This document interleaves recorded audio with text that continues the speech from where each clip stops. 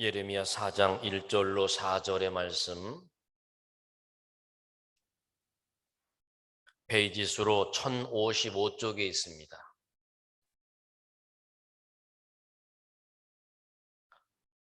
찾으셨으면 아멘합니다. 찾으신 줄 알고 제가 한 절, 여러분들이 한 절 서로 교독하고 끝절은 합독하며 혹시 못 찾으셨으면 화면을 참고하시길 바랍니다.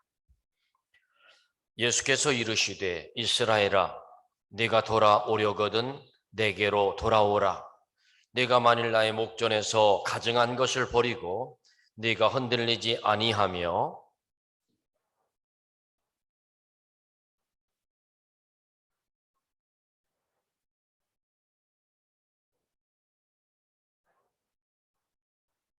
여호와께서 유다와 예루살렘 사람에게 이와 같이 이르노라. 너희 묵은 땅을 갈고 가시덤불에 파종하지 말라. 너희는 스스로 할례를 행하여 너희 마음 가죽을 베고 나 여호와께 속하라. 그리하지 아니하면 너희 악행으로 말미암아 나의 분노가 불같이 일어나 사르리니 그것을 끌 자가 없으리라. 아멘. 할렐루야. 할렐루야. 여러분, 봄비도 오고 새싹도 돋고 꽃도 아름다운 꽃도 피기 시작하고 여러분 만물이 막 생동하는 시기입니다. 저 꽃망울이라 피고 새싹들이 막 돋아나는데 그걸 보면서 여러분들의 마음도 생각도 삶도 그렇게 막 일어나는 겁니다. 꽃을 보면서 아름답다. 새싹을 보면서 아름답다. 그러면서 아 봄이구나. 나도 기저귀를 켜고 거뜬 일어서야지. 이런 마음으로 새 봄을 사시길 바랍니다. 봄이 되면 봄이 되었나 안 되었나를 가장 먼저 아는 방법이 무엇이냐면 농부가 겨우 내내 눈 쌓여 덮여서 얼어붙어 있었던 그 땅을 쟁기를 가지고 밭을 갑니다. 여러분 저 모습 참 오랜만에 보잖아요. 저 모습 참 오랜만에 보죠. 제가요 우리 교회 건축하고 저 위에서 저 앞에 보면 산소가 2개 있는 그 밭이 있잖아요. 거기에 유영선 청년 그 할아버지가 그 밭을 경작을 했습니다. 제가 저 위에서 쟁기를 가지고 밭을 가는 그 모습을 사진을 찍었어요. 그리고 고를 만든다게 타놓은 그 모습을 사진으로 담았어요. 여러분, 봄이 되었나 안 되었나 알려면요, 농부가 밭을 갈고 있는지 안 갈고 있는지 보면 압니다. 그런데요, 벌써부터 갈았어요. 지금은 저렇게 소가 쟁기를 끌고 사람이 그것을 밀며 그것을 가는 데가 많지 않아요. 참 어렸을 적에 보았던 저 모습입니다. 그렇지만 우리가 이해하기에는 저것이 훨씬 좋아요. 트랙터가 가서 막 가는 것보다 저 모습이 얼마나 정감 있고 우리하고는 잘 맞는지 모르겠습니다. 여러분 오늘 제가 말씀의 제목이 뭐냐면 묵은 땅을 갈아엎어라. 묵은 땅을 기경하라. 이런 뜻이에요. 오늘 하나님의 말씀 본문은 하나님께서 남유다의 16대 왕인 요시야 왕 때 예레미야 선지자를 통하여 유다 백성들에게 마음의 묵은 땅을 갈아엎으라고 경고하시는 말씀입니다. 남유다 백성들은요, 솔로몬 왕 때부터 시작하여 300년 동안이나 우상을 숭배하고 있습니다. 그러다가 14대 므낫세 왕 때에는요, 왕이 자기 아들을 불 가운데 제물로 바치는 그런 우상 숭배를 합니다.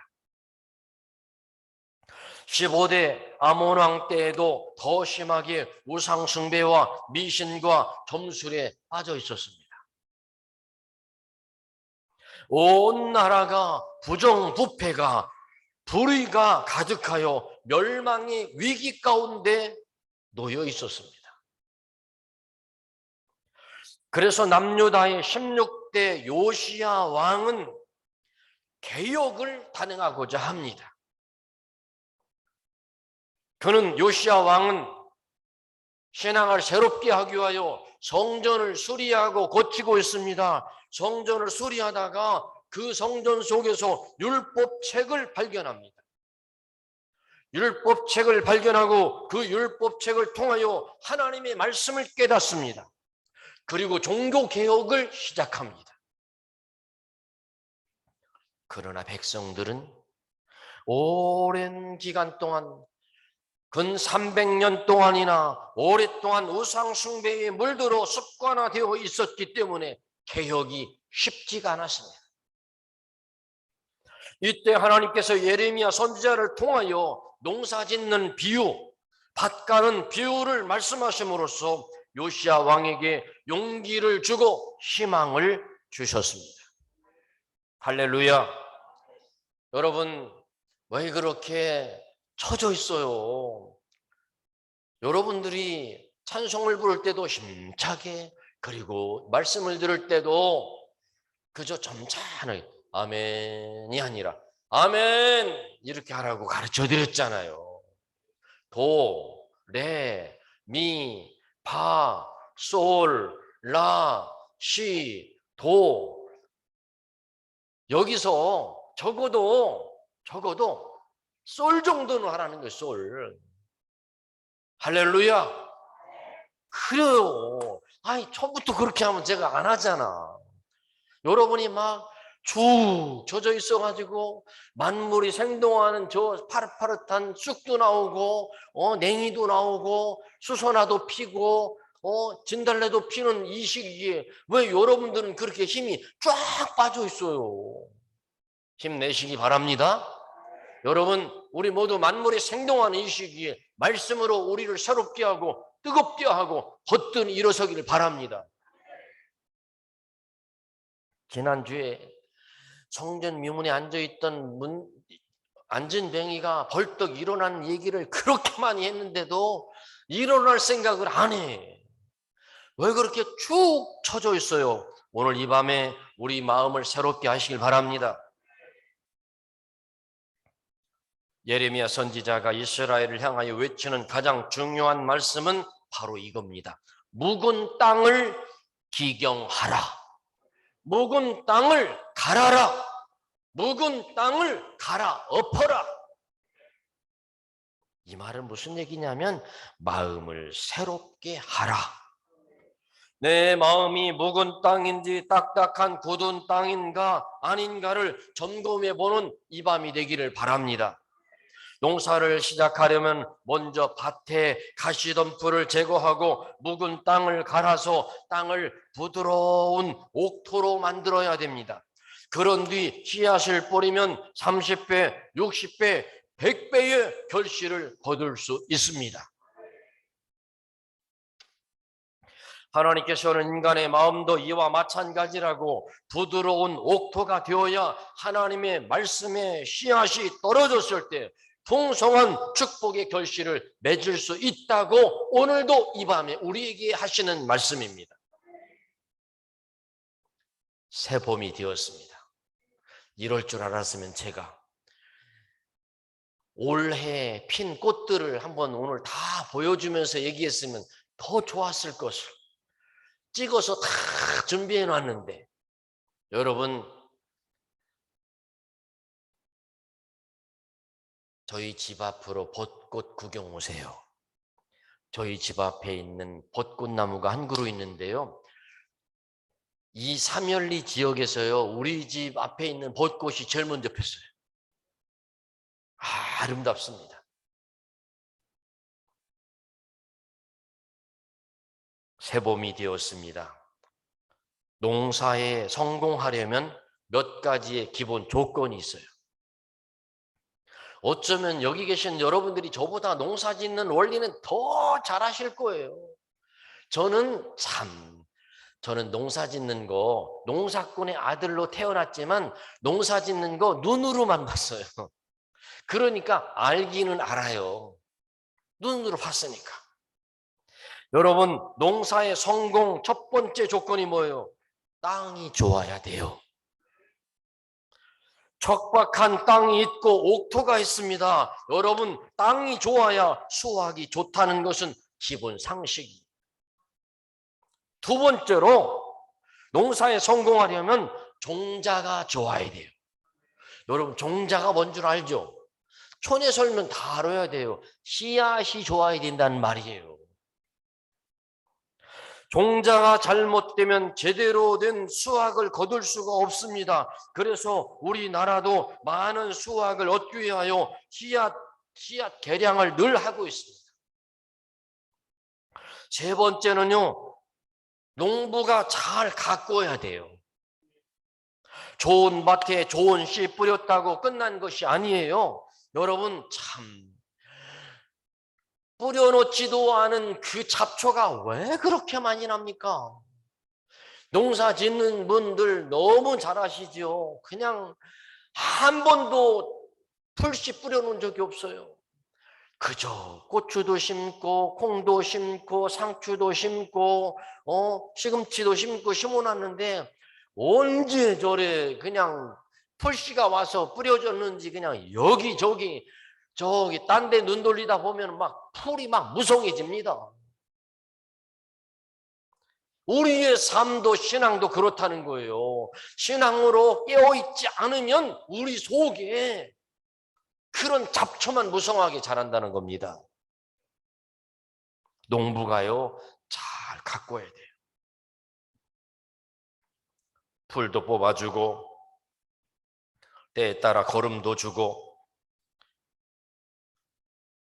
그리고 네 번째는요, 농사를 잘 지으려면요, 적당한 물과 햇볕이 있어야 합니다.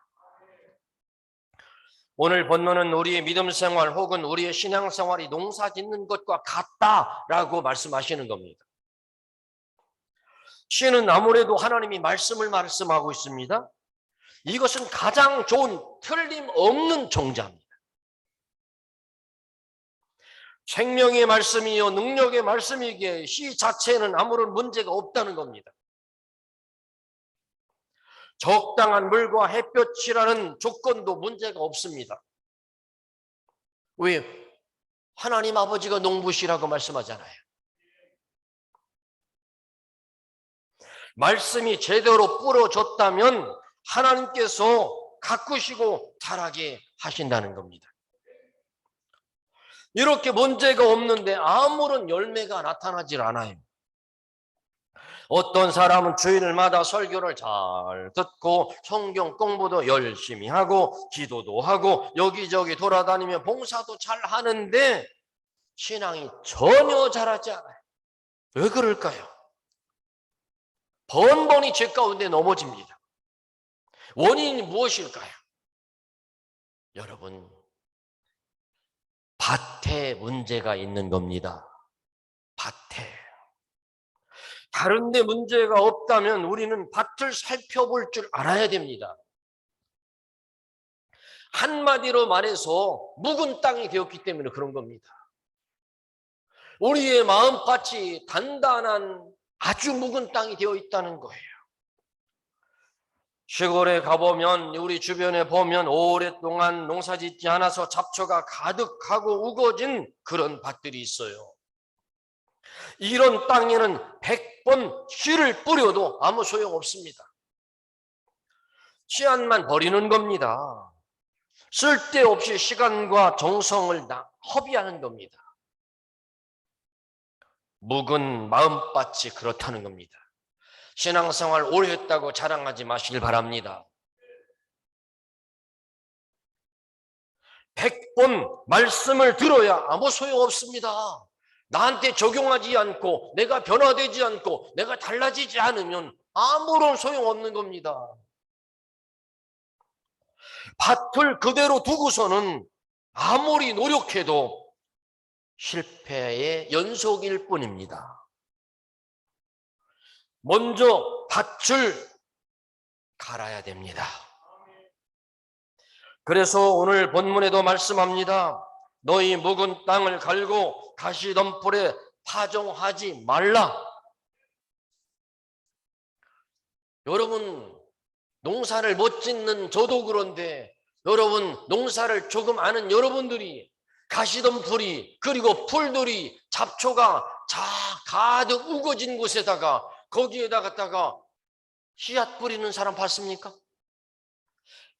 잡초가 우거지고 그늘진 그런 잡초더미 속에다가 씨앗을 뿌린 어리석은 사람이 어디 있습니까?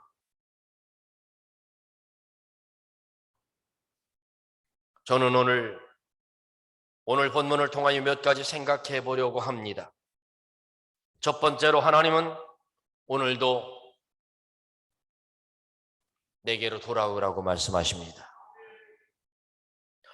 하나님께서 당신의 택하신 백성 이스라엘 백성에게 내게로 돌아와라 말씀하십니다. 세상으로 가지 말고 우상에 빠지지 말고 탐욕과 교만에 넘어지지 말고 하나님께로 돌아와라.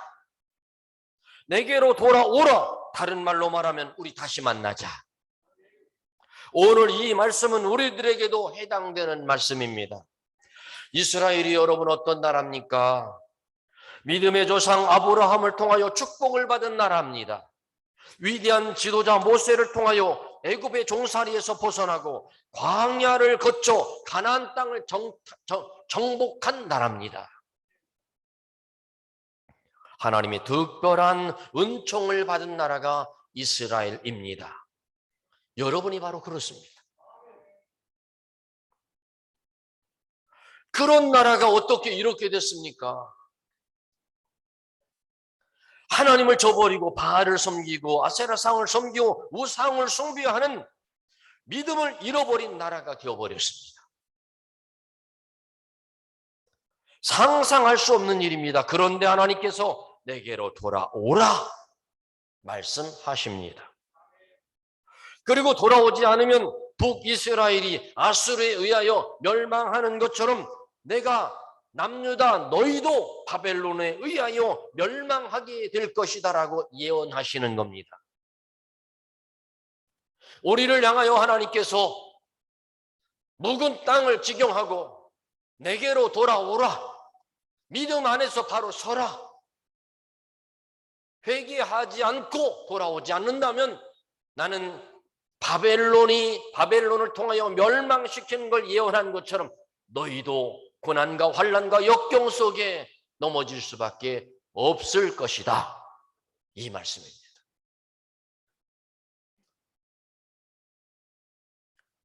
두 번째로 하나님께로 돌아오긴 돌아오는데 어떻게 해야 되냐? 가증한 것을 버리고 돌아와라.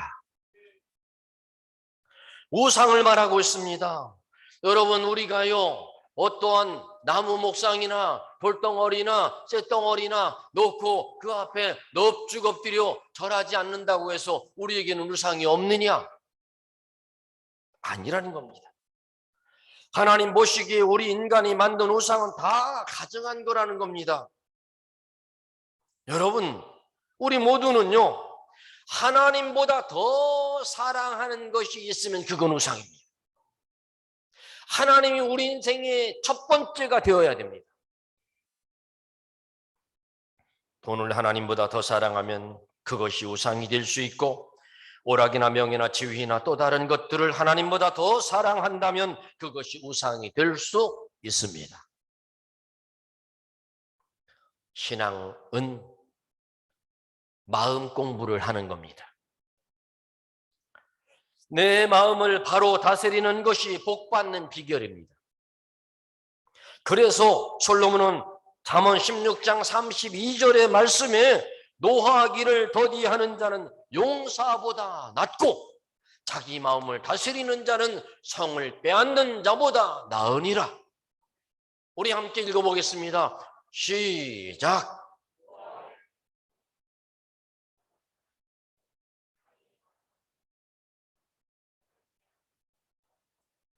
아멘.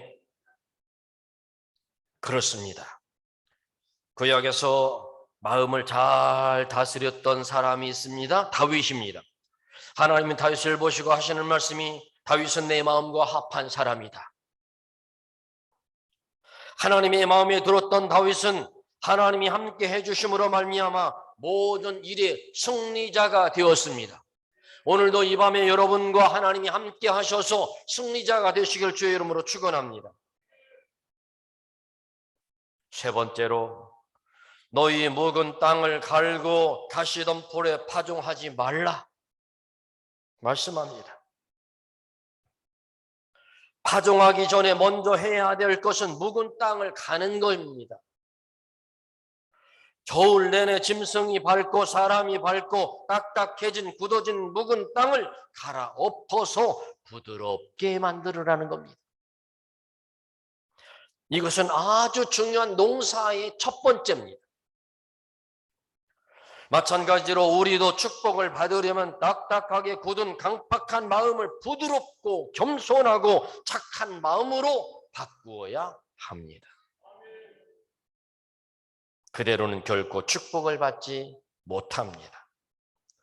마음속에 잡초를 뽑아야 됩니다. 묵은 것을 제거해야 됩니다.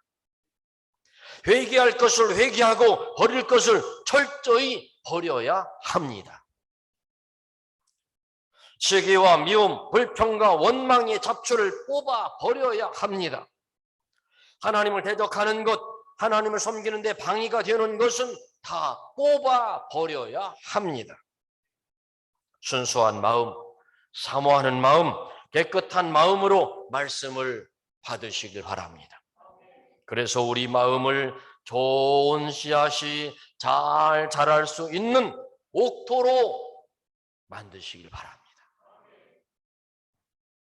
여러분, 우리가 존경하는 민족의 지도자 김구 선생이요, 한때는 아주 관상책에 마음을 뺏겼었습니다. 관상, 사람의 얼굴을 보면 이 사람은 인상이 참 좋다, 이 사람은 무슨 고민거리가 있나. 사실은 여러분, 사람의 마음이 얼굴에 조금은 읽혀지지요. 무슨 관상책 안 봐도 우리가 딱 보면 여기 눈썹꼬리가 쭉 올라갔으면 화난 거예요. 그렇죠? 입꼬리가 살짝 이렇게 돌아갔으면 삐진 거예요. 우리 다 알잖아요. 그렇죠? 관상 우리도 관상 다 봐. 그렇죠? 자, 그런데 관상에 아주 심취해 있었어요. 그런데 어느 날 책을 읽다가 이런 글을 봤어요. 관상 불여 신상이요, 신상 불여 심상이라. 이 말은 무슨 얘기냐면, 보여지는 관상은 신상만 못하고 신상은 심상만 못하다. 사실은 마음이 가장 중요하다는 겁니다. 마음이 중요하다. 얼굴의 생김새가 그렇게 중요하냐. 그 마음속에 어떤 마음을 먹고 있느냐가 중요하다는 겁니다.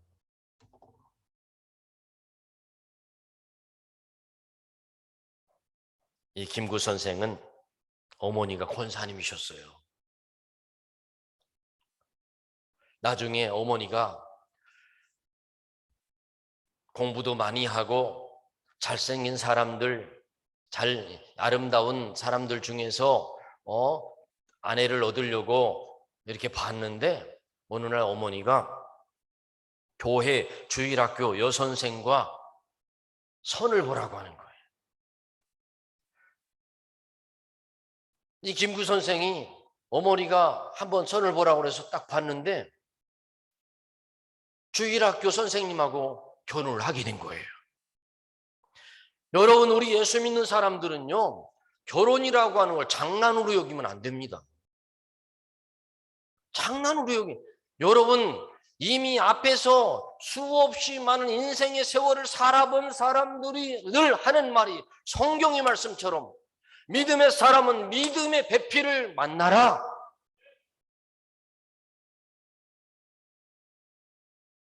뭐 살아서 뭐 전도해가지고 뭐 믿음을 키우고 뭐 신앙생활 뭐 열심히 안 해도 뭐 여러분, 제가 이런 설교하고 우리 교회에서 믿음을 바르게 갖고 또 믿음 결혼 상대자를 고를 때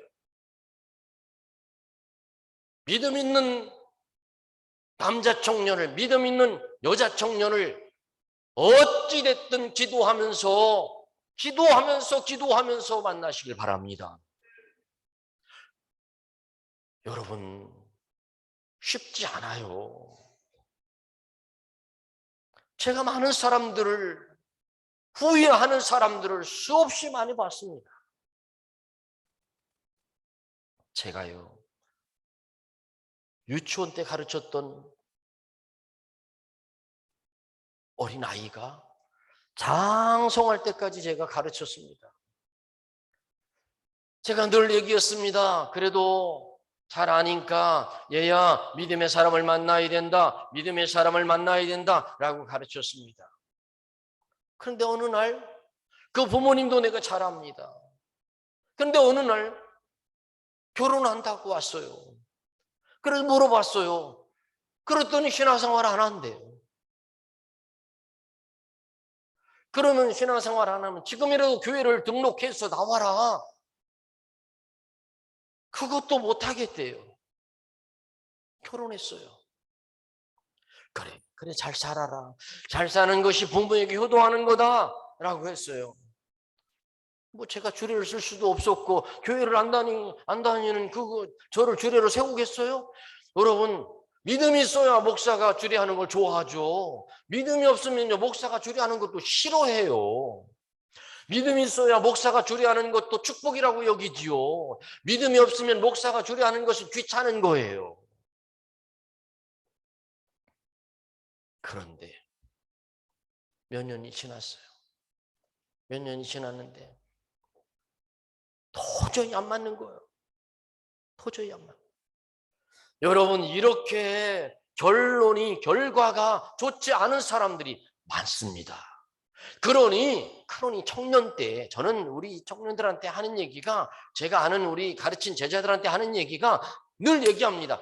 가능하면 가까운 데서 교회 안에서 믿음 있는 사람들을 만나라. 성인이 돼서 결혼할 때쯤 돼서는요 그렇게 만나는 거 좋은 거예요. 여러분, 김구 선생이 주일학교 여선생과 결혼을 해서요 날마다 성경을 읽고 예수님의 마음을 담기로 결심을 했습니다. 그래서 하나님을 사랑하고 나라를 사랑하고 이웃을 사랑하는 한국의 역사적인 지도자가 되었던 겁니다. 성경을 읽어야 축복을 받고 존경받는 사람이 됩니다. 여러분, 얼굴만 번지르르하게 잘생겼다고요? 얼굴만 아름답게 이쁘다고요? 여러분, 그거는 글쎄요, 보기는 보되 믿음을 보시길 바랍니다.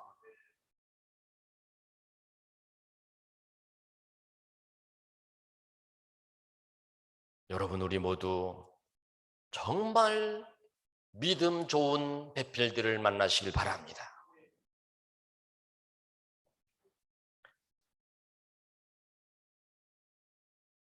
제가 이런 얘기하면 목사님 결혼 주례 부탁 안 해서 그렇다고 말할지 모르지만 저는 그렇지 않아요. 믿음의 방법을 선택하시길 바랍니다. 요즘은 여러 가지 결혼의 방법이 바뀌었지만 저는 오로지 하나라고 생각합니다. 믿음의 사람은 믿음의 방법을 선택하는 겁니다. 세상의 방법은 우리와 상관없는 겁니다. 요즘 주례 없이 결혼하는 모습들을 많이 봅니다. 결혼이라고 하는 것은 증인이 필요한 겁니다. 여러분, 축구 운동 경기에 심판이 없이 축구하면 뭐라고 하죠? 심판 없이 운동한다고 그러죠? 심판 없네. 그렇죠. 여러분, 국제 경기에 규모 있는 경기에는 반드시 심판이 있고 누가 주심이 있고 뭐가 있어요? 부심이 있어요. 결혼도 그런 겁니다. 결혼도 주례자가 있고 하객이 있는 겁니다. 여러분, 이게 믿음이라는 겁니다. 그렇다고 저한테 꼭 결혼 주례를 맡기지는 마시길 바랍니다. 저도 결혼 주례 맡으면요 참 어려워요. 저도요 막 준비하고 뭐 주보도 준비해 줘야 되지, 뭐 그 가정에 시간 짜 맞춰서 시간 맞춰 가야 줘야 되니 쉽지 않습니다. 그렇지만 다만 누가 어떻게 하든 간에 믿음 안에서 하시길 바랍니다. 그리고 말씀으로 기도로 우리의 심령을 기경하시길 바랍니다. 기도는 묵은 땅을 기경하는 갈아엎는 좋은 방법이기도 합니다. 밭의 토양이 좋아야 하듯 영적인 토양도 좋아야 합니다. 이 말은 무슨 얘기냐면 가족이, 구역이, 교회가 영적인 토양이 좋아야 됩니다. 영적 토양이라는 것은 내가 만나는 주변 사람들의 마음의 심성이 어떠냐, 이거를 보는 겁니다. 마태복음 13장 4절로 8절의 말씀에 보면 사람의 마음의 밭을 4가지로 설명합니다.